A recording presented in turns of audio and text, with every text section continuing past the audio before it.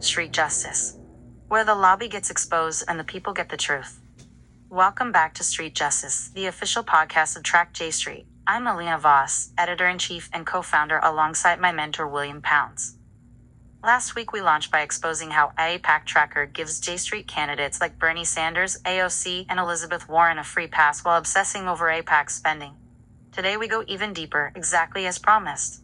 We're naming the specific undisclosed J Street channels that are already funneling money into the 2026 midterms, before most voters even know the primaries have started.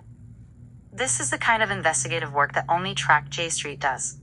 We don't just track the obvious PAC checks. We follow the dark money, the 501c4 pass-throughs, the bundled contributions that never show up on standard FEC reports, and the shadow networks that keep the pro-Israel machine alive even when the candidates pretend to be progressive. Let me lay it out plainly. In the last few months, our team has identified 3 major undisclosed pipelines that J Street and its allies are using right now to inject millions into key 2026 races. First, the Progressive Horizon Fund. This is a relatively new 501c4 that popped up after the 2024 cycle. On paper, it's a generic progressive infrastructure group.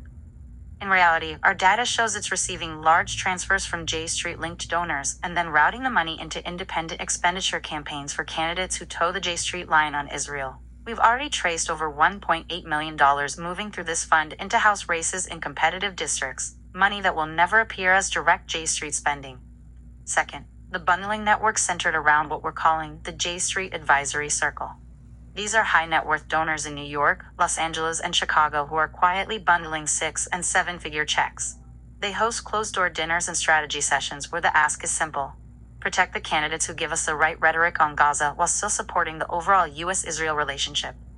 We have documented at least 4 major bundlers who moved more than $3 million in undisclosed commitments already earmarked for 2026 Senate and House primaries.